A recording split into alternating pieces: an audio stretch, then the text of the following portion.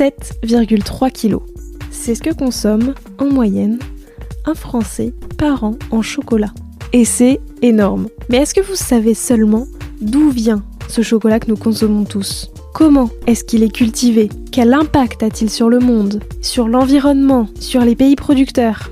Je suis Léa Reverdy et avec mon podcast Papille, depuis 2021, je pars à la rencontre des acteurs du sucré pour comprendre leur processus créatif. Et cette année, pour Pâques, j'avais envie de répondre à toutes ces questions autour de ce produit si consommé mais plein de secrets, le chocolat. Alors pendant plusieurs semaines, je vous emmène avec moi à la découverte des coulisses de l'univers chocolaté.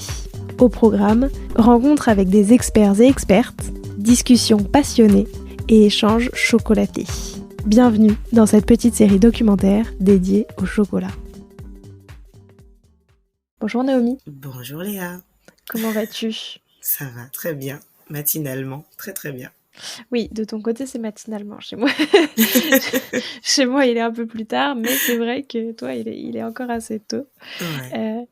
Je suis super contente de pouvoir discuter avec toi aujourd'hui dans toute cette série autour du chocolat. Pour commencer, j'ai quand même envie de te demander, toi, c'est quoi ton affinité avec le sucré et c'était quoi ton dessert préféré quand t'étais petite ? Je suis très très gourmande. Donc oui, j'ai très tôt eu accès à des petites pâtisseries essentiellement. Pas des bonbons parce qu'on n'était pas des gros mangeurs de bonbons à la maison. Maman faisait très attention à ça. Mais des bonnes pâtisseries, des bonnes viennoiseries, on avait droit à ça tous les jours. J'ai une maman qui aimait pâtisser, donc du coup, on avait des crêpes tous les matins, imagine-toi. Oh la chance. Non mais vraiment.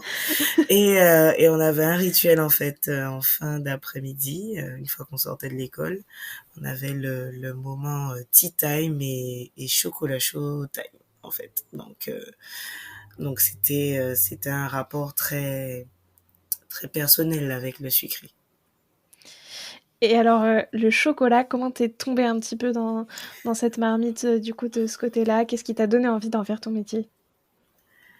Comment je suis tombée dedans ? Je crois que la première fois, c'est ma mère qui m'avait acheté un livre sur les moulages en chocolat. Je devais avoir eu 7 ou 8 ans, quelque chose comme ça. Et ça me fascinait, en fait, de voir qu'on pouvait créer des formes comme ça avec cette matière-là. Donc, mon premier contact avec le chocolat moulé, c'était ça. Maintenant, comme je te disais avant, le tout premier contact, c'est le chocolat chaud parce qu'en fait, c'est culturel chez nous. C'est très très culturel. Il y a des cacaoyers en Guadeloupe. Il y avait des cultures du cacao en Guadeloupe. Et donc du coup, on a en moyenne tous au moins un cacaoyer chez soi et ça fait partie en fait vraiment intégrante de la culture. Donc c'était une évidence qui était un peu cachée. J'ai grandi avec dans un coin de ma tête. Et comment j'en ai fait mon métier, c'est tout simplement en découvrant un peu toutes les faces cachées du chocolat et que je trouvais que c'était complètement hallucinant de pouvoir parler de chocolat, d'aimer ce produit-là, d'en avoir une histoire vraiment vraiment importante et en fait de rien en faire, puisqu'on s'arrêtait au cacao chez nous. On appelle ça des bâtons de cacao. Donc, on transforme la matière en boule ou en bâton de cacao. Et on s'arrêtait à ça, on faisait pas de chocolat. Donc, je trouvais ça quand même incroyable qu'on n'arrive pas à aller plus loin, qu'on n'arrive pas à transformer alors qu'on avait des cacaoyers sur place. Voilà. Donc, je trouvais ça quand même dingue. Et c'est parti de ce constat-là, tout simplement. Alors du coup, donc le chocolat chaud de quand t'étais petite, c'était pas, enfin du coup il était fait comment ? C'était directement les fèves de cacao qu'on Très utilisait. bonne question. Très bonne question. En fait, on récupère les fèves de cacao. Initialement, pour partie sur le territoire, elles sont lavées. Pour d'autres, je l'ai appris au fur et à mesure de mes recherches. Pour d'autres, non, elles étaient séchées directement. Donc, première chose, on écabosse, ça veut dire qu'on ouvre la cabosse, on va récupérer les fèves, euh, on va les faire sécher. Et puis après, on va les broyer dans un petit moulin. Donc, Mm. ma grand-mère, ou quasiment toutes les grand-mères en Guadeloupe, avaient un petit moulin pour broyer les fèves. Et de ce broyage, en fait, naissait une masse de cacao qui était très, presque liquide, dont le gras, donc le beurre de cacao, sortait un peu et permettait de mouler sous forme de petits bâtons ou de petites boules, Ok. selon les communes où on est, et qui permettait donc de faire ces fameux bâtons de cacao que l'on grageait en fait pour faire le chocolat chaud. Alors après, pour la petite histoire, il y avait tout un cérémonial selon les niveaux sociaux Mm. autour de ce chocolat-là, donc avec essentiellement des épices locales, vanille, le sucre qui coûtait très très cher à l'époque, un peu de muscade, un peu de cannelle, et il y avait une personne dans certaines maisons, dans certaines habitations, une personne qui était dédiée à cette fabrication du chocolat chaud. Donc c'est vraiment quelque chose qui est de l'ordre de l'art chez nous. Donc plus ou moins avec des personnes qui avaient des moyens ou pas. Mais s'il y avait la possibilité de rajouter des épices, ben, il y Ouais. avait, sinon uniquement un peu de sucre et un peu de cacao, puisque c'était une matière qui coûtait très cher. Donc on appelait ça, pour ceux qui avaient peu de moyens, on appelait ça de l'eau caco Mm. en créole. Donc on dit eau de cacao, parce que c'était vraiment extrêmement dilué. Et alors moi, ce qui m'intéresse justement énormément, c'est qu'effectivement, toi, contrairement à la grande majorité en vrai des chocolatiers, t'as grandi du coup bah, avec un cacaoyer dans ton jardin euh, et du coup enfin, t'as vu en fait toi les plantations etc. Mais du coup c'est ce que tu disais, c'était aussi, enfin c'est aussi quelque chose enfin, qui du coup s'arrête finalement à, bah, enfin, aux fèves et après on va pas ensuite. Euh, Tu vois, à quel moment est-ce que toi tu t'es dit, donc tu m'as dit, tu vois, genre c'est dommage en fait qu'on le transforme pas complètement. À quel moment, tu vois, c'est vraiment devenu un sujet pour toi et où tu t'es dit, en fait, j'ai pas envie que en Guadeloupe, enfin, tu vois, on puisse pas aller plus loin et vraiment, je veux passer cette étape. Je veux fabriquer bah, des tablettes de chocolat, aller plus loin pour tout ça. Et est-ce que ça a été compliqué à mettre en place? J'aime bien la deuxième partie de la question. On va Et en ton rire parler. en dit beaucoup. Oh oui, oui, oui. À quel moment? Bah, moi, j'ai démarré, ouais, j'ai commencé à transformer en fin Ok. 2008, début 2009.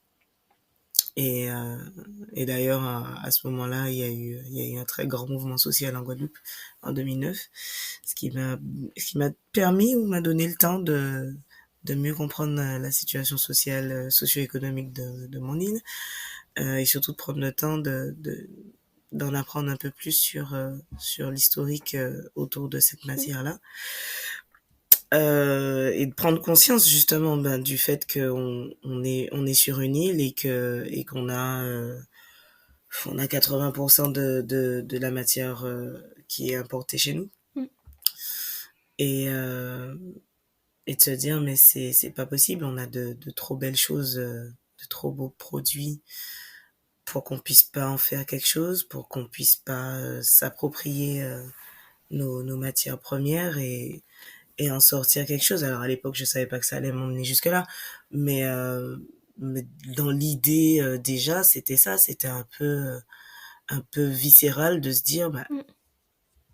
j'ai envie de faire un chocolat à partir de cabosse et de fèves de cacao de chez moi. Parce que je faisais beaucoup d'aller-retour entre l'Hexagone et chez moi. Ouais. Et on faisait le tour des chocolateries à Paris avec ma mère. Et que je goûtais des bonbons de chocolat et que je me dis, mais ça, c'est un bonbon à la passion, ça, c'est un bonbon à la Ouais. goyave. moi, c'est des produits que je connais, avec lesquels j'ai grandi, et je trouvais pas forcément le goût. Ok. Donc, je me suis aussi dit, mais il y a un truc à faire avec ça. On a ces matières-là chez nous. Donc, ce serait bien de les valoriser, pardon, voilà, d'en faire quelque chose, quoi. Ça avait du sens, en tout cas, pour moi. Donc, c'est Ouais. vraiment parti de là. Oui, puis c'est dommage en fait de te dire, ben, en fait, on a la matière première et c'est nous qui la cultivons, mais on n'a même pas le produit final. Enfin, Je, on n'en a je même pas trouve, en je, direct, quoi, ouais. je trouvais ça vraiment incroyable voilà, qu'on n'y pense pas, qu'on n'ait pas réussi à aller plus loin. J'ai mieux compris pourquoi après, hein, pour répondre en partie à ta deuxième question, parce que c'est beaucoup de boulot. Euh, mais ouais, je trouvais ça complètement dingue qu'on n'arrive pas à en faire quelque chose. Pour la petite histoire, la Guadeloupe a été premier producteur de cacao mondial dans les années 1700, Ok. donc la France. Et on a tout arrêté.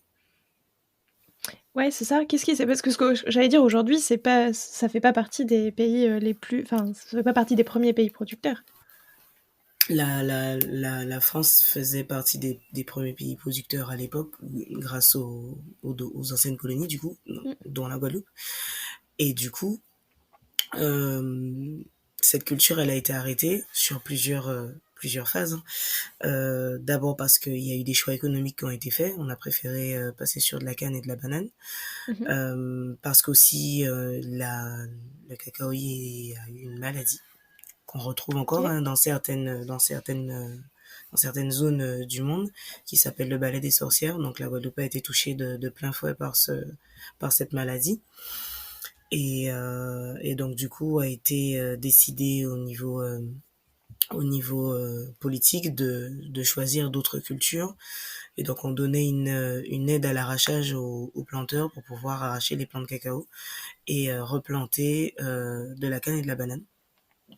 Ce qui a été fait. Il reste encore évidemment pas mal de vestiges et d'anciennes exploitations. C'est en grande partie où je me fournis. Certains agriculteurs ont gardé leurs petites exploitations, ont fait de la diversification sur le côté. Ok. Et donc du coup, c'est avec ça qu'on travaille, tout en remettant en avant la filière, mais ça on va en parler, je pense, Mm. après. Mais ça a été historiquement assez dur pour cette filière-là, puisqu'elle a quasiment complètement disparu. N'est resté que les rituels, les us et coutumes autour de cette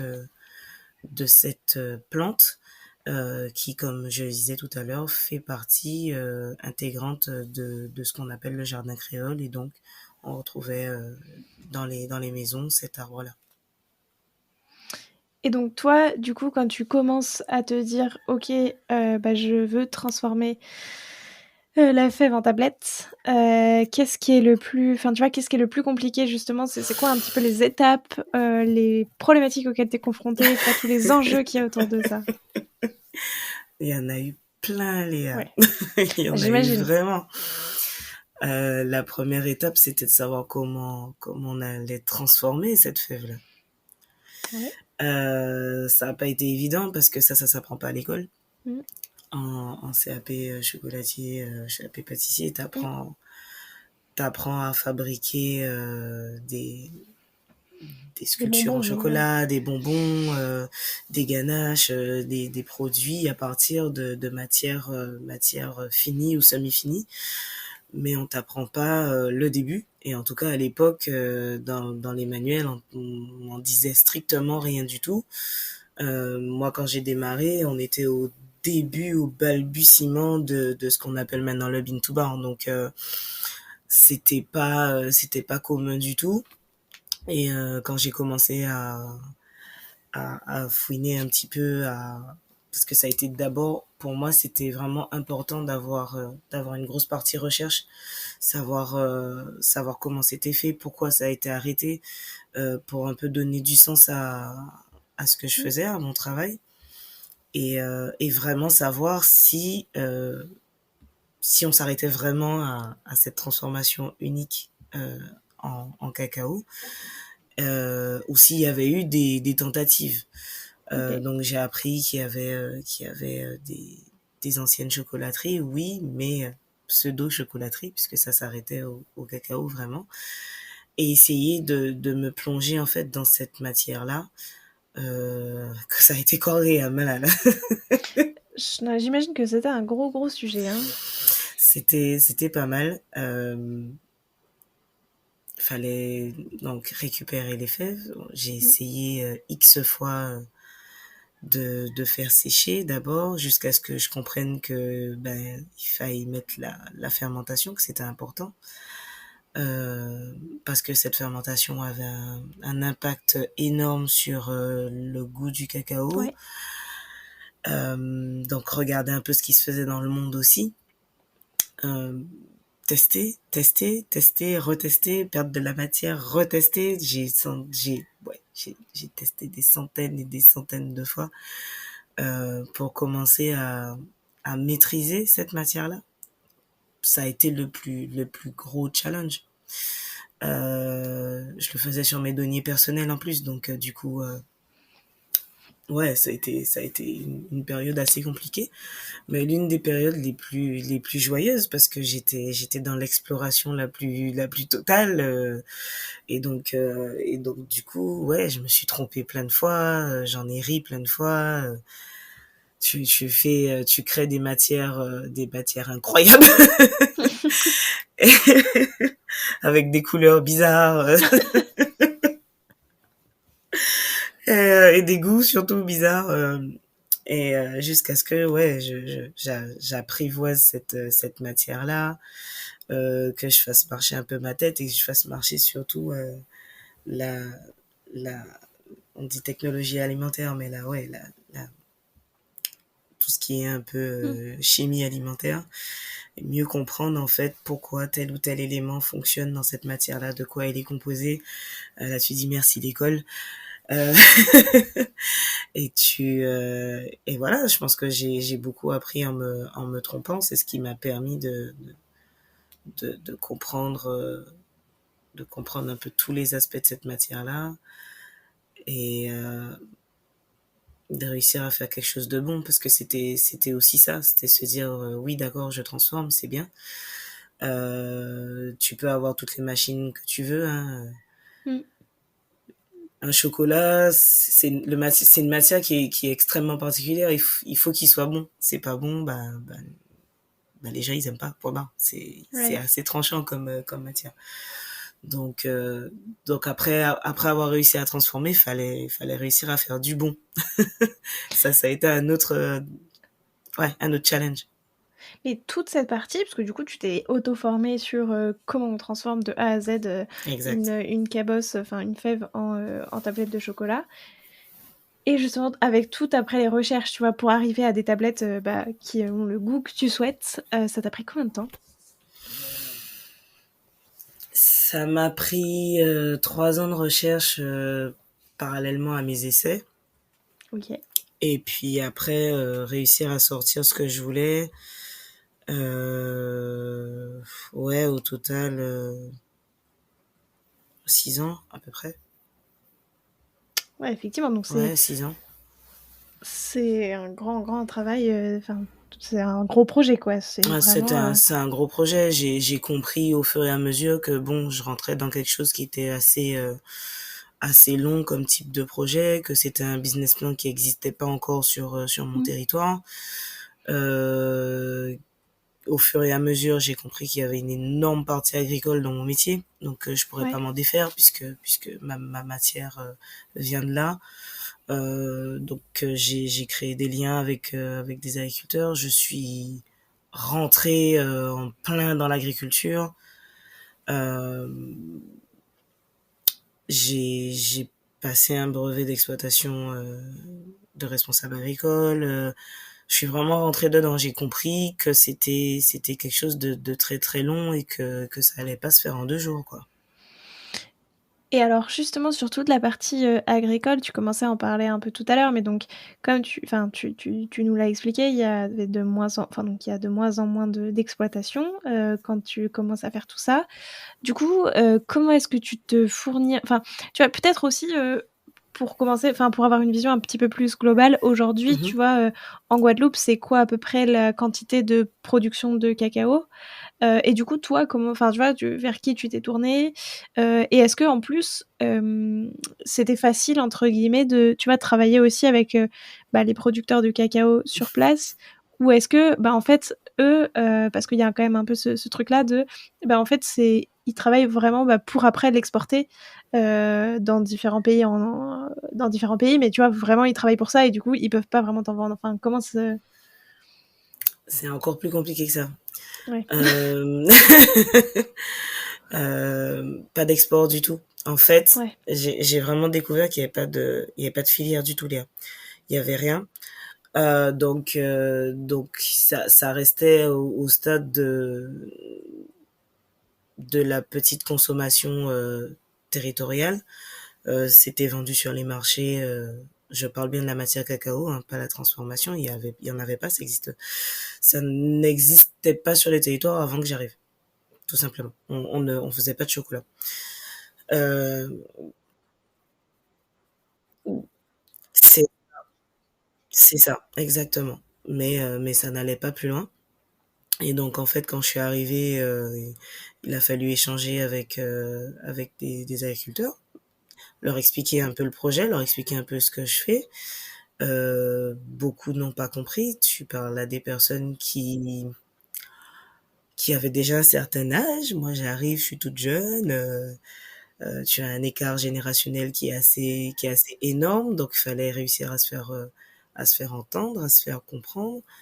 Euh, et ça, pour ça, les métiers de bouche, quand même, il y a rien de mieux parce qu'une fois que tu fais goûter, ben, on comprend mieux.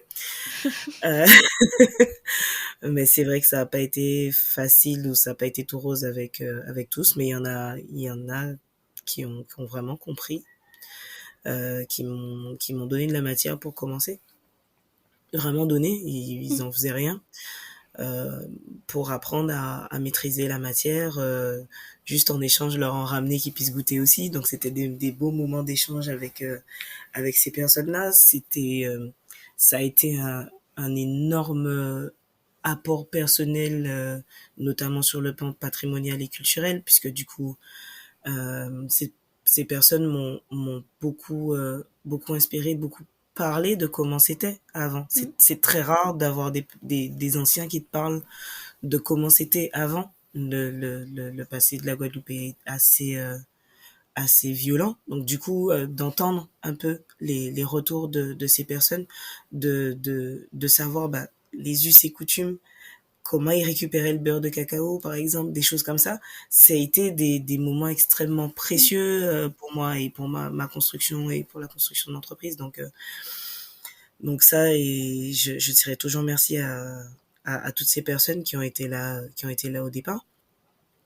Et pour répondre donc à ta question, euh, j'ai eu beaucoup et jusqu'à présent beaucoup à récupérer cette matière en forêt primaire sur des anciennes exploitations Ok. qui sont devenues de la forêt d'ailleurs. Une forêt chez nous, ça pousse extrêmement vite. On a 365 jours de soleil, un peu d'humidité, un peu de pluie et ça Mm. pousse. Donc ça va très très vite. Donc je récupère beaucoup en forêt. Euh, je vais chercher ben, seul au début, avec quelques amis ensuite, en famille beaucoup. Euh, et on récolte, on ramène tout au niveau du laboratoire et on transforme. Cette matière-là, elle n'est pas vendue à l'extérieur. Mhm. En l'état, en tout cas. La quantité que nous, on arrive à produire, elle est environ d'une tonne à peu près par an quand ça va bien, quand au niveau du climat ça va, quand il n'y a pas de cyclone, quand il n'y a pas tout ça. On est sur une tonne 5, une tonne 2 les meilleures années. Et donc c'est très très vite posé la question de revaloriser cette filière-là, de se mettre, des objectifs, de travailler avec des jeunes agriculteurs, avec tous ceux qui avaient envie de travailler, tous ceux qui avaient envie de revoir cette filière-là, cette culture-là chez nous, Mhm. euh, de se mettre tous ensemble et de travailler autour de cette matière première-là et de recréer en fait la filière. Parce qu'en l'état, on est vraiment en train de monter cette filière-là en Guadeloupe. Oui, parce qu'effectivement, en fait, c'est pas, enfin, pas que c'est pas viable, mais en fait, du coup, ça fait forcément des petites quantités. Exact. Si en plus, du coup, c'est toi qui dois aller les enfin, en fait, finalement, enfin, c'est pas de la cueillette sauvage, mais presque. C'est vraiment, tu vas en forêt, et c'est ça. C'est ça. C'est assez fou. Et donc, alors, bah, là, du coup, t'en es où actuellement sur tout ça aujourd'hui, tu vois, par rapport à tout ça, donc d'il y a plusieurs années, est-ce que justement, bah, il y a de plus en plus d'agriculteurs qui travaillent avec toi sur ce sujet-là? Enfin, voilà, comment ça se passe? Est-ce que tu peux nous raconter un petit peu l'évolution de tout ça? Il y a de plus en plus d'émulation autour, en tout cas. Les gens commençaient à comprendre que c'est important. Euh, on n'est jamais prophète dans son pays. Donc du coup, il a fallu que j'aille faire mes preuves ailleurs, qu'on entende parler de moi au niveau national, qu'on entende parler de moi un peu au niveau international, pour que les gens puissent prendre conscience en fait que c'est important, Ouais. qu'on a une carte à jouer là-dessus, qu'on est bien positionné et qu'on a la chance de démarrer du début en fait, parce que Ouais. c'est compliqué oui, mais c'est une vraie chance de pouvoir euh, partir de zéro, voir un peu comment des filières agricoles se sont montées déjà, donc avoir cette expérience là et se dire ok, il y a eu des erreurs qui ont été faites, donc du coup nous on peut essayer d'éviter ça, faire bien, faire propre. Donc c'est tout ça qui ces implications, tous ces distinctions, ces concours gagnés qui ont permis de petit à petit faire prendre conscience aux gens, que ce soit professionnel ou non, hein, que c'était important de remettre en place cette filière-là. Donc, il y a beaucoup d'émulation autour de ça depuis quelques années. Et ça, tu l'as fait quand tu as passé tous ces concours, tu l'as vraiment fait avec cette vocation-là en te disant c'est sûr, enfin c'est ça qui va aider aussi à ce qu'après ça puisse se développer? Les toutes premières fois, non. Ouais. Et après, sur les retours que j'ai eus, ben, quand je suis rentrée de Paris en étant espoir du chocolat en 2013, j'ai vite vu l'engouement que ça a eu. On a été tablette d'or l'année d'après. Euh, j'ai compris en fait par la suite que du coup, ouais, ça permettait de donner une visibilité au territoire et que ça permettait d'aider à construire quelque chose en tout cas. Et Ouais. que ça faisait un peu bouger les choses euh, que d'avoir ces reconnaissances nationales ou internationales. Et du coup, donc tout ça, ça a aidé. Et aujourd'hui, ça en est où en fait tu vois, est-ce que, enfin, du coup, par rapport au départ, combien de tonnes du coup bah, vous produisez à peu près? Enfin voilà, est-ce qu'il y a vraiment du coup des agriculteurs? Enfin, est-ce qu'il y en a? Combien il y en a avec qui tu travailles aujourd'hui, main dans la main? Enfin, On est une petite dizaine d'agriculteurs sur le territoire actuellement. ok. Alors, pour bien expliquer, hein, je suis passée de quelques kilos en fait de cacao Ouais. à une tonne.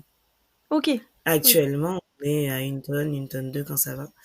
Mais au début, oui, j'avais quoi? J'avais une trentaine, quarantaine de kilos. Je suis passée Ouais. à une centaine de kilos. Et au fur et à mesure, voilà, 200 kilos, 300 kilos, mais vraiment au fur et à mesure, pour arriver à peu près à une tonne. Parce que chemin faisant, le fait que les gens en entendent parler de moi, ben, le territoire il est tout petit, donc les gens m'appellent, on va dire ben voilà, vous savez, Naomi, il y a des, moi j'ai des cacaos pas loin de chez moi. Mon grand-père en avait sur son exploitation. Venez voir comment c'était. Voilà. Donc il y a eu beaucoup de bouche à oreille autour de ça. Ok. Et ce qui a permis d'identifier les zones où il y en avait Ok. et d'agrandir un peu cette quantité-là. Donc en fait, c'est surtout, enfin, en gros, la première phase, c'était vraiment identifier où est, enfin, en fait, sur des anciennes exploitations, C'est finalement, ça, où est-ce qu'il y en avait et où est-ce que du coup on pouvait les utiliser. exactement. Ça a été aussi un très gros challenge parce que du coup, il fallait cartographier l'île Ouais. et savoir où il y en avait ou pas. D'où l'importance hein, de la partie historique, de savoir où étaient les exploitations avant, où étaient les habitations, savoir un peu ce qu'il en restait Ouais. et cartographier en fait les anciennes exploitations, savoir où je pourrais récolter. Et alors aujourd'hui, du coup, si on se projette un petit peu dans le futur, bah, c'est quoi ton ambition par rapport à tout ça? Vraiment juste sur ce sujet de la production.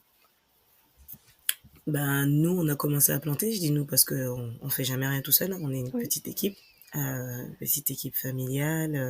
Moi, je suis avec mon compagnon sur l'exploitation qui est aussi agriculteur bio.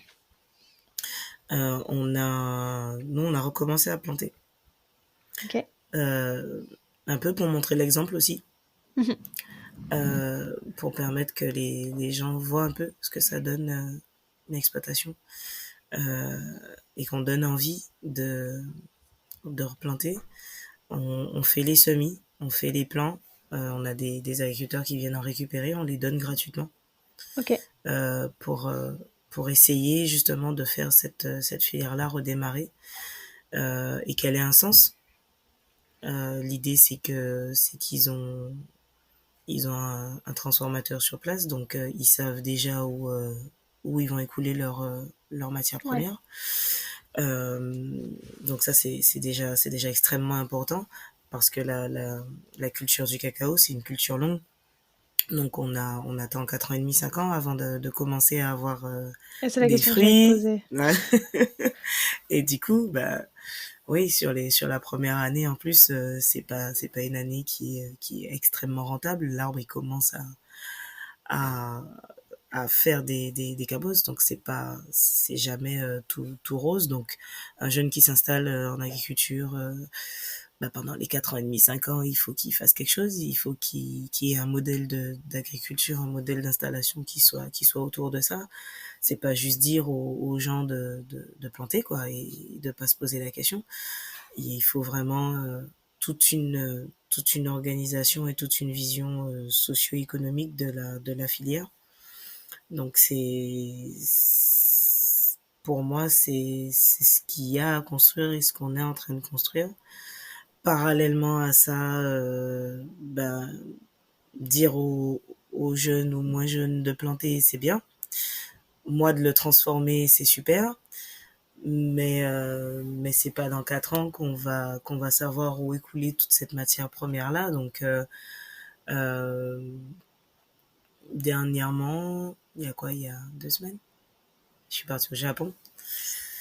Je suis partie au Japon pour présenter les produits, pour montrer un peu ce qu'on sait faire, voir s'il y avait une possibilité de positionner ces produits-là et bah, justement de valider cette orientation filière et de savoir si ça vaut le coup ou pas, quoi. Et bon, visiblement, ça s'est bien passé, donc on est sur la bonne voie.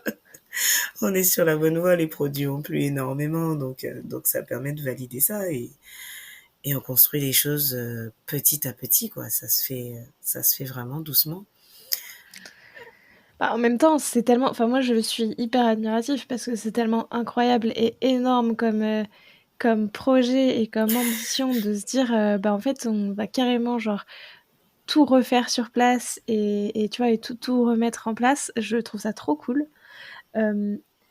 Ma question après, c'est, du coup, aujourd'hui, Ouais, donc, puisque toi, t'es finalement aussi donc dans la partie plantation, dans la partie culture du cacao et dans la partie fabrication, peut-être c'est quoi un petit peu, enfin combien de temps tu passes sur la partie du coup culture, combien de temps tu passes dans la partie transformation pour voir un petit peu aussi qu'est-ce qui te prend le plus de temps et d'abord c'est ça, après j'ai des questions, j'ai plein d'autres questions mais mais une à la fois.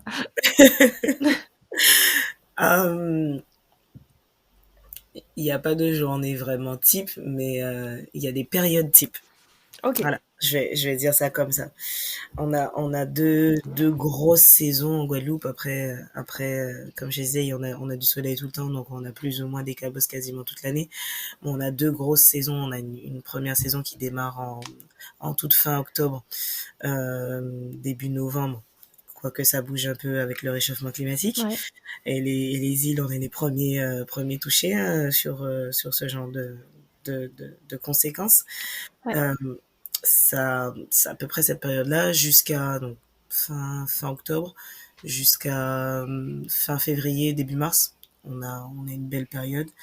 Après, on en a un peu sur le mois de mai. Ça reprend juin, juillet. C'est la deuxième période, fin mai jusqu'à mi-juillet, fin juillet. C'est les deux Ok. grosses saisons où on aura des cabosses. Après, on va en trouver, mais vraiment de façon parsemée, clairsemée sur le territoire. Donc pendant ces périodes-là, notamment pendant la première, qui est assez sportive, puisque comme je t'ai dit, fin octobre, début novembre, donc on tombe en pleine préparation des fêtes de Noël. Ouais. Donc il faut une sacrée organisation pour démarrer la récolte à cette période-là. Mm. J'abandonnais pendant le mois de décembre, je n'essaie même pas puisqu'on est en pleine période. Et je reprends en janvier généralement la récolte. La transformation, on l'a fait en amont des fêtes de fin d'année, donc généralement sur la deuxième saison. Donc moi, mon année, elle commence en octobre. On va récolter octobre, fin octobre, début novembre. On arrête. Ok.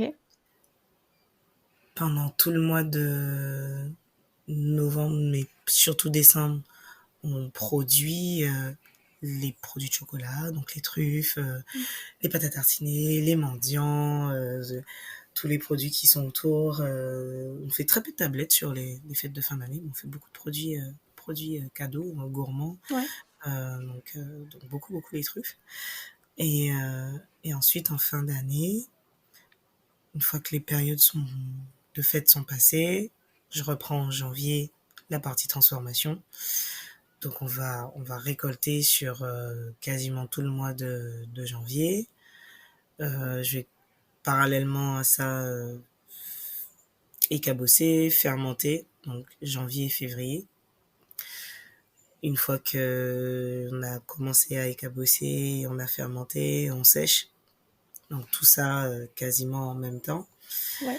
Et je transforme tout de suite après. Donc je sèche, je torréfie, je transforme ma matière quasiment tout de suite. Entre les cabossages et la fermentation, première fermentation, tu as un peu plus d'une dizaine de jours. Ouais. Ce que je me Euh, demandais. sur le séchage, pareil, à peu près, en fonction de la météo, en fonction du type de fève que j'ai, de la variété. Euh, une Ouais, fois donc qu'elle déjà, il faut presque un mois avant que tu puisses le travailler. Exactement, exactement. Et puis après, on va sécher, pareil, une dizaine de jours, euh, torréfier. Ouais. Et une fois qu'on a torréfié, là, je passe en transformation euh, pour pouvoir passer de la matière, donc matière cacao au chocolat.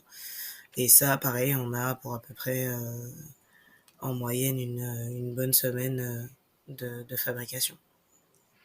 Ok, ouais, donc en fait, c'est ça. Oui, tu vois, c'était. Et en fait, la question que j'allais te poser avant, à la suite de la mienne, c'était c'est quoi justement les temporalités du coup du cacao? Et tu vois, je savais pas du tout que ça donnait 2 fois par an. Parce que Ouais. déjà, en fait, assez fou. Enfin, finalement, il y a des fèves assez hyper fréquemment, quoi. Ouais, c'est assez fréquent. Mm. Comme je t'ai dit, t'en as quasiment toute l'année. Les deux Et c'est grosses ouf, ouais. saisons où on va vraiment récolter, mais t'en as quasiment toute l'année. Et alors après, qui sont plus spécifiques, mais Mmh. du coup, donc, toutes tes fèves proviennent de Guadeloupe. C'est Est-ce que ça. tu arrives à avoir différents goûts de chocolat? Enfin, tu vois, est-ce que du coup, selon l'endroit du territoire où ça pousse, est-ce que tu arrives à avoir des goûts différents? Voilà, comment tu travailles ça ou est-ce que tu vois, c'est par exemple parce que c'est des variétés de cacaoyers différents? Est-ce que du coup, toi, donc dans tous les cacaoyers que tu as plantés, est-ce que vous avez décidé d'en mettre de différentes variétés pour avoir des goûts différents? Enfin voilà, est-ce que tu veux? J'adore ta question. J'adore ta question. Alors, au début, je pensais que c'était uniquement la variété qui jouait Ouais. sur le goût. J'ai constaté après avoir travaillé plusieurs, euh, plusieurs matières cacao, plusieurs variétés, euh, plusieurs cultivars, j'ai constaté que tu pouvais avoir les mêmes types de cultivars, les mêmes variétés de cacao qui sont placées dans deux communes différentes Ok. et pour un même pourcentage de chocolat. Et que tu auras des saveurs qui sont complètement différentes sur un même territoire. On a une variété de sol en Guadeloupe qui est assez impressionnante. Sur le nord de l'île, on est très calcaire. Sur le sud de l'île, on va être sur un sol qui est volcanique, qui est sur le nord, sud-nord, donc sur la Basse-Terre. Nord de la Basse-Terre, on est très cyano-argileux, limoneux. Il y a des types de sols qui sont une variété, une diversité de sols qui est assez invraisemblable sur un même territoire. Et donc, ça donne une collection de Mm. cacao et de chocolat qui sont assez impressionnantes. D'ailleurs, c'est pour ça que sous le logo de la marque, sous le logo Naomi Martineau, on a mis cacao avec S et chocolat avec S, parce qu'on s'est bien rendu compte il y avait une variété assez impressionnante de goût et de Mm. saveurs sur une même île. Donc, l'idée, c'est vraiment la, le savoir-faire, ce que je voulais vraiment travailler, un peu comme le vin, Mm.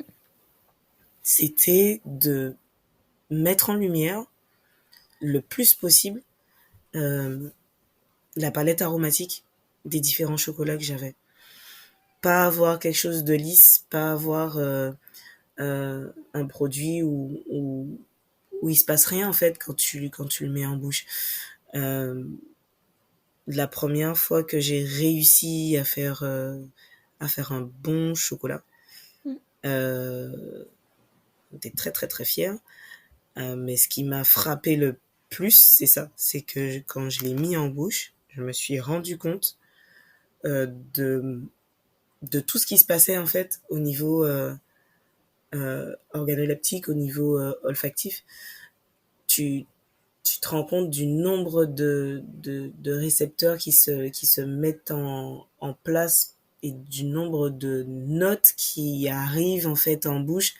Et moi, c'était l'une des premières fois que j'avais cette sensation-là sur un chocolat. Donc j'ai vite compris qu'il y avait quelque chose à valoriser là-dessus. Et, euh, et à partir du moment où tu veux rendre compte, tu veux agir un peu comme juste un filtre et c'est tout. Euh, Nous, on met pas de léchitine de soja, par exemple, Mm. dans nos chocolats. On met pas de léchitine du tout. On rajoute pas de beurre, de cacao non plus. Euh, Parce que déjà, pour moi, ça n'avait pas de sens. L'idée, c'était Ouais. vraiment d'avoir la matière première brute. Mais justement, en adoptant ces valeurs-là, cette j'ai presque envie de dire cette ambition, en ayant cette ambition-là, moi, ça me permettait de vraiment avoir le goût brut et de remettre en avant euh, le goût authentique des chocolats, de ce que c'est qu'un chocolat. Et donc, commencer tout ce travail d'identification, de notes, là, qu'est-ce que je sens, là, qu'est-ce qu'on arrive à ressentir et nommer les choses, ça aussi, ça a été un travail énorme. Ouais. Et le pire, c'est que je me suis pas rajouté une facilité, mais pour moi, ça, pareil, ça avait du sens. Sur l'échelle, sur une grille de notation, on va prendre le vin, par exemple, ou le champagne, on va avoir une grille de notation où on va parler de fruits rouges, de fruits jaunes, de pêche, de poires. Moi, c'est des fruits que je connais bien. Et il a fallu justement que je continue à travailler et à évoluer dans cet univers-là pour pouvoir travailler mon palais. J'ai beaucoup travaillé mon palais. Cela dit, on a aussi des fruits, des épices, des plantes aromatiques chez nous. Et je me suis dit, mais en fait, si on doit créer une échelle, si on doit travailler sur des notes, autant les faire avec des références de produits locaux. Oui. Pour que les gens ils puissent mieux s'approprier encore une fois ces goûts-là. Et pour ceux qui connaissent pas, justement, ben, découvrir des produits qui poussent pas en hexagone, en Australie, au Japon, voilà. Et donc, il a fallu, ben, pareil, aller goûter et regoûter différents fruits qu'on consomme ou qu'on consomme moins, ou des fruits ou épices ou plantes oubliées, pour pouvoir les remettre elles aussi sur le devant de la scène et dire, bah là, on a un cacao qui est très boisé, par exemple le 72%, il est extrêmement boisé, et il a des notes de fruits rouges, mais je vais pas parler de fruits rouges euh, de, de, de fraises ou de framboises. Moi, je vais parler de ce qu'on appelle le gros API chez nous. La grosse API, c'est aussi ce qu'on appelle le bissap, c'est aussi ce qu'on appelle l'hibiscus, qui a un goût très particulier, qui a une amertume, une âcreté sur la fin. Et donc, il a fallu vraiment retravailler toute cette échelle-là de goût et proposer aux clients de redécouvrir le chocolat et de le redécouvrir euh, sur une sémantique différente, sur une échelle différente,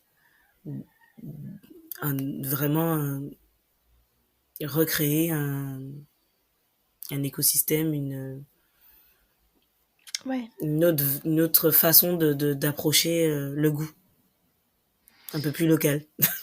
Ouais, c'est trop chouette. Et du coup, aujourd'hui, quand tu travailles une nouvelle tablette, qu'est-ce qui se passe? Enfin, tu vois, c'est quoi un petit peu les étapes que tu suis vraiment quand tu es sur une nouvelle tablette? Mhm. Je vais d'abord goûter la fève fraîche. Et je vais Ok. regarder ce que c'est. Je vais goûter la fève fraîche, voir si elle aurait une différence ou pas. Goûter le mucilage. Le mucilage, c'est la pulpe blanche qu'il y a autour des fèves de cacao, qui la protège dans la nature, mais qui est aussi le premier descripteur de goût de celui-ci, puisqu'il fond, il disparaît sur la fermentation, sur la première fermentation en tout cas.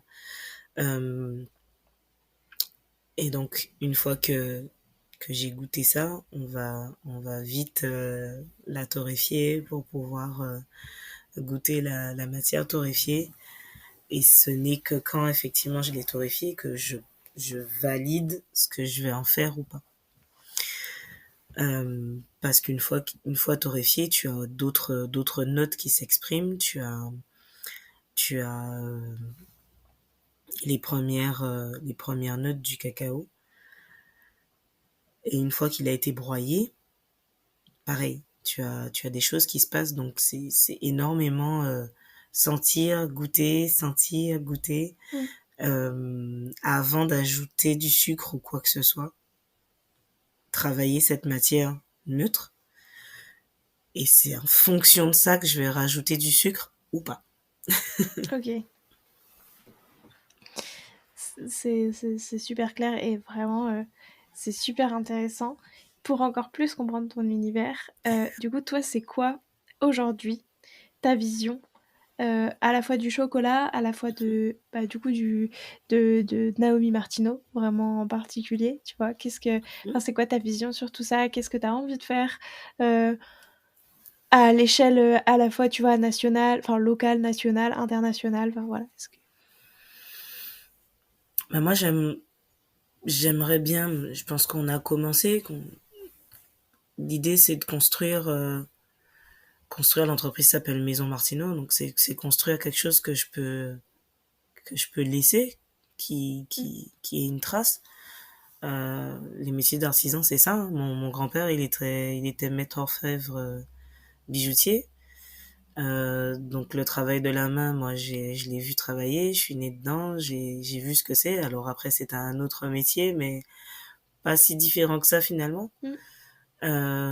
Il a laissé forcément une empreinte, hein, sur moi, sur d'autres membres de la famille, sur l'excellence du travail, sur ce que c'est que de que de travailler une matière jusqu'au Ouais, bout, de vouloir faire bien, de la satisfaction client.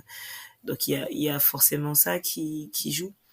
Euh, j'ai beaucoup joué sur son univers aussi au début, donc je voulais que les gens voient le chocolat un peu comme un bijou. Donc il y a eu cette transmission là, en tout cas, chez moi, que j'aimerais bien laisser, euh, et, et construire quelque chose qui reste, euh, créer autour de cette matière, agricole, un produit de qualité.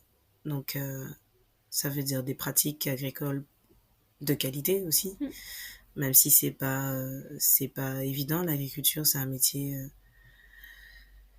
métier que je respecte énormément, que j'aime énormément, que j'ai appris à connaître, et que j'ai embrassé.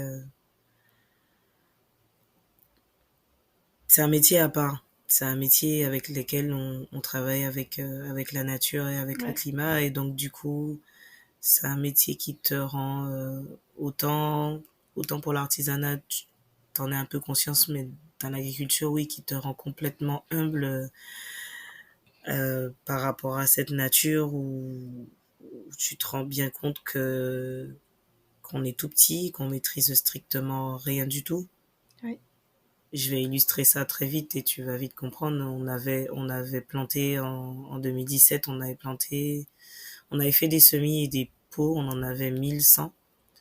On a eu le cyclone, Maria, qui est passé. On a tout perdu en 3 heures. Ouais, ouais. Donc il a fallu tout recommencer. Et faut respirer un bon coup. Faut respirer un bon coup, et puis se dire que c'est comme ça. Et on est très conscient qu'on a une épée de Damoclès, sur la tête, tous les ans, et que tous les ans on a potentiellement un risque, de tout perdre. Mm. Mais je crois que dans notre culture aussi, on a cette capacité à, à se dire que la vie c'est comme ça. Et donc du coup, on vit avec très joyeusement, en se disant bon, ça arrive, on refait, ou pas, mais c'est la vie. Moi, j'ai toujours, créé cette entreprise-là dans l'idée de pouvoir montrer qu'on savait faire, de faire briller mon territoire.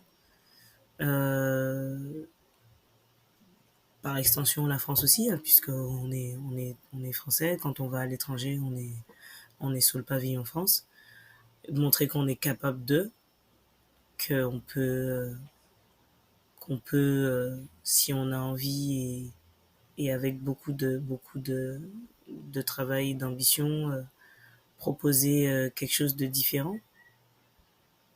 Euh, moi j'ai toujours voulu me confronter au monde et voir ce qui se passe dans le monde et montrer ce qu'on est capable de faire. Donc si on arrive à l'exporter cette matière, je serais contente. Si on arrive à placer nos tablettes de chocolat, à placer notre chocolat dans des beaux restos, travailler avec des chefs en local, on le fait déjà, mais au niveau national, au niveau international, euh, pour continuer à lui donner de la valeur, parce que bah, c'est aussi ces artisans des métiers de bouche qui valorisent nos travaux. Mm. Donc pouvoir faire reconnaître, continuer à faire reconnaître cette matière-là. Quoi te dire d'autre? Faire les gens découvrir un peu ce qu'on fait. Donc on est en train de créer quelque chose d'assez extraordinaire, je trouve, parce que c'est un projet qui est extraordinaire et du coup je te le dis, tu vas être une des premières à le savoir, mais on est en train de faire un projet autour du cacao, tout autour des Jeux Olympiques et de la flamme. Trop bien.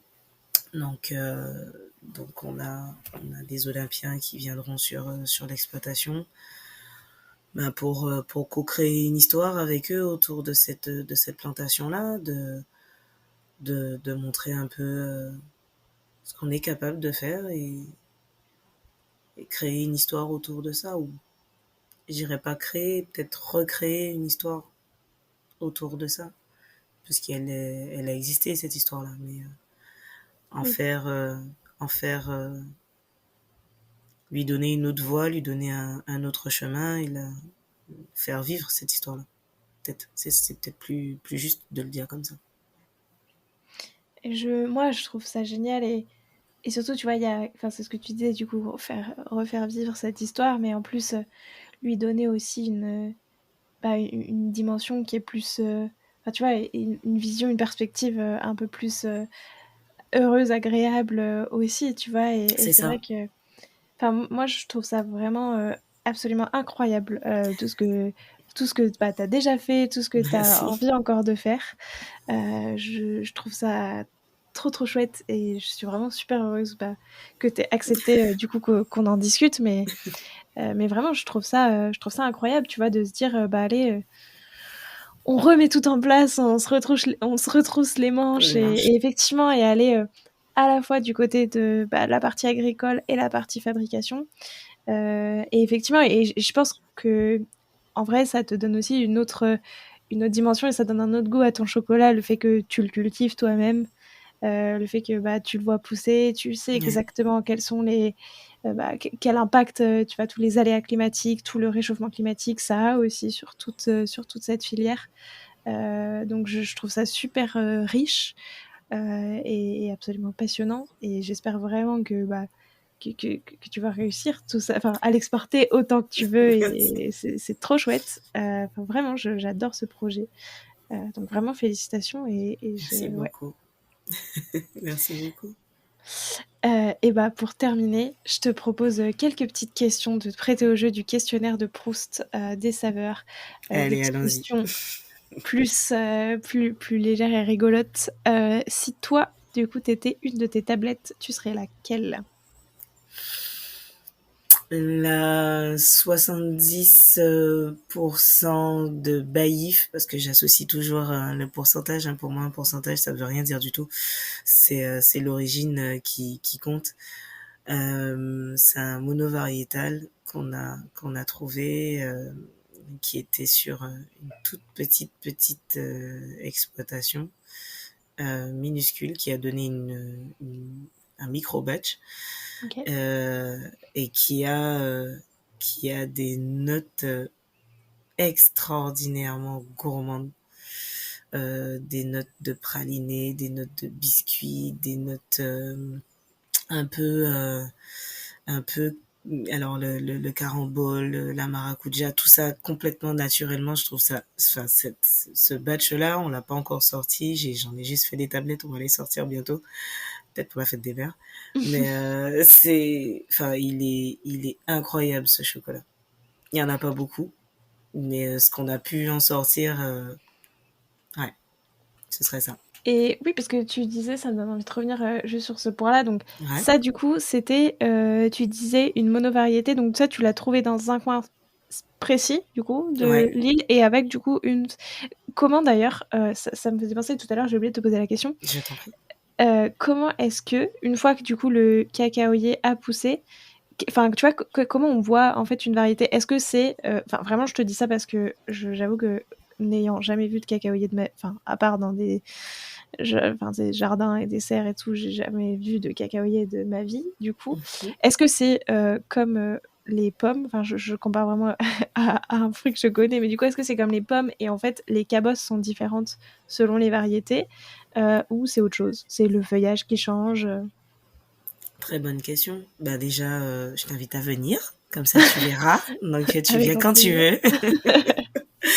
Et non, là, selon les, alors tu les vois donc à la forme de la cabosse déjà. Ok. T'en as qui sont plus ou moins dodues, rondes, pointues. Ensuite, par rapport à la couleur, donc les couleurs changent selon les variétés, du jaune à l'orangé au rouge pourpre. Et donc du coup, tu peux voir donc les stades de maturation, de maturité pardon des cabosses. Euh, et puis après, tout simplement, faut les faire analyser. Comme ça, tu sais exactement ce que c'est. Beaucoup de gens pensent qu'il suffit juste de regarder et de voir. Non, il y a des grandes familles de cacaoyers Ouais. qu'on connaît tous, Criollo, euh, Trinitario, Forastero. Chez nous, on en a une Otame Lonano. C'est des grandes familles, mais après, derrière, t'as des souches Mm. qu'il faut identifier et c'est là aussi tout le travail. Euh, Après, ça se voit assez rapidement quand tu les travailles, quand tu les transformes. Tu peux aussi les associer très rapidement au niveau gustatif. Oui, ouais, Donc, il c'est ce y que j'allais a, te oh, demander. c'est ça.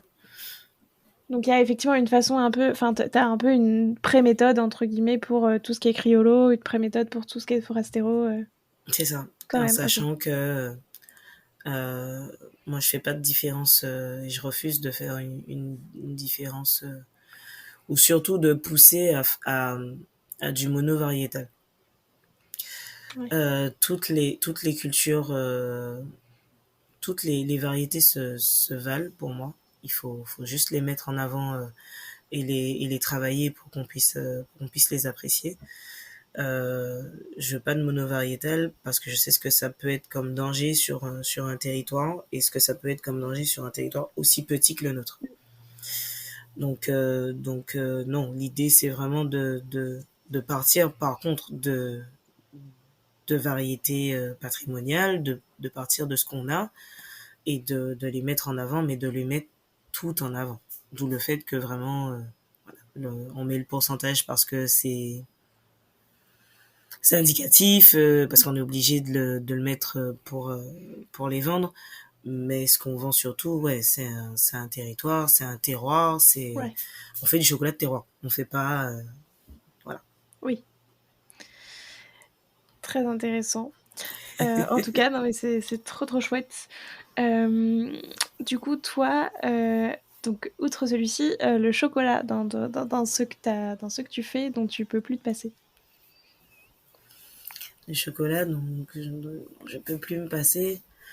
La truffe maracuja. Et ça a toujours été, dès qu'elle a été créée, quand j'ai créé ma première ganache maracuja, ouais, depuis, déjà, donc, la passion, c'est mon fruit préféré. Et donc ça a été la première que j'ai créée en ganache et ça reste celle voilà, que j'apprécie énormément. Euh, ouais, ce serait celle-là. Très bien.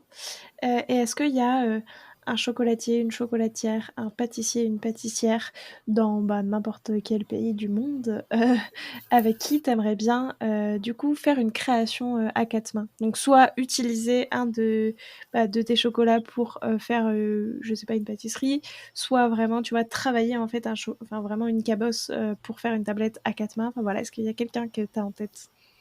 Ça peut être aussi un cuisinier ou une cuisinière hein, potentiellement. Et donc ça peut être Euh, en Guadeloupe ou n'importe où ailleurs. oui, avec la chef Kelly. Chef Kelly, j'aimerais bien ouais, qu'on puisse lui créer alors soit un chocolat signature pour son restaurant à Paris, soit des tablettes effectivement, soit vraiment une création dessert. C'est quelqu'un que j'ai rencontré qui est extrêmement humain, avec qui le contact est passé tout de suite. D'ailleurs, elle a planté son cacaoyer sur l'exploitation quand elle est passée en Guadeloupe. Et c'est quelqu'un que j'ai apprécié et que j'apprécie énormément pour tout le travail qu'elle fait de valorisation des territoires dits ultramarins, des territoires outre-mer. Mm. Et sa manière d'appréhender la matière première est assez proche de la mienne. Donc, ouais, c'est quelqu'un avec lequel j'aimerais bien faire un dessert autour de mon chocolat. Ce serait top. Bah écoute, je te le souhaite en tout cas. Je te redis, merci beaucoup vraiment pour ton temps et ce partage qui était exceptionnel. Et je te laisse le mot de la fin. Est-ce qu'il y a quelque chose que tu aimerais ajouter pour clore cet épisode, soit quelque chose dont on n'a pas encore parlé, soit un résumé, ce que tu veux. Mais... euh, ce serait peut-être un conseil pour nos Ouais, consommateurs de ouais. chocolat ou les amoureux de chocolat. Au-delà de lire les étiquettes, c'est important de lire les étiquettes de vos produits. Euh, Nous, on fait ça parce qu'on veut aussi conscientiser les gens sur ce qu'ils mangent. Et, euh, et le chocolat, c'est un produit qui est extrêmement noble, qui est un peu tombé dans la mass market, dans le mass produit, mais c'est un Ouais. produit qui est extrêmement noble de par toutes les étapes qu'il demande de fabrication à la main. Et donc, ouais, quand on consomme un chocolat, on consomme un produit très personnel, très qui a demandé beaucoup de soins. En tout cas, quand il est bien fait. Ouais. Euh, et donc, ouais, que les gens prennent conscience de ça, de ce qu'ils mangent. C'est pas juste un carré de chocolat. Derrière, il y a eu énormément de travail euh, pour que justement on puisse enchanter 2 minutes de plaisir en bouche. Donc ouais, si c'est si si je dois dire quelque chose peut-être là, ce serait à chaud là, ce serait ça. Derrière un carré de chocolat, il y a tout ça. Il y a de la vie, il y a des gens, il y a, il y a une matière qui est pas extensible. Euh, voilà, il y a un modèle économique aussi différent. Euh, Parce que voilà, on va pas revenir sur ce qui se passe dans le monde autour du cacao et du chocolat. Je pense que les gens ils sont assez informés maintenant. On peut pas dire en tout cas qu'on n'est pas informé. Donc être conscient que voilà, quand il y a des jeunes ou moins jeunes, mais c'est surtout les jeunes. On a pas mal de jeunes qui créent des choses sur nos territoires dans leur globalité, hein, quelles que soient les régions de France. Ouais, prendre conscience que c'est ça. C'est pas juste un carré de chocolat. Non, c'est ça, ça a demandé des années de travail. Depuis, depuis le moment où on le sème jusqu'au moment où on a une tablette. C'est ça. Bah écoute, vraiment merci beaucoup. Je te le redis, c'était trop bien de pouvoir discuter avec toi. Donc vraiment merci pour ton temps. Merci à toi d'avoir pris le temps et de me permettre d'en parler. Merci beaucoup. Alors, quel sera votre prochain dessert ? Merci d'avoir écouté cet épisode jusqu'au bout. S'il vous a plu, n'hésitez pas à le partager aux gourmands qui vous entourent. Et pour continuer la discussion, rendez-vous sur Instagram @LéaRVRD. Et si vous voulez soutenir Papille, 2 choses. La première, notez l'épisode 5 étoiles sur Apple Podcast et Spotify et laissez un commentaire délicieux. La deuxième, vous rendre sur papillepodcast.com, sans oublier le S de Papille, et vous abonner à la newsletter pour être prévenu de la sortie des prochains épisodes. À très bientôt!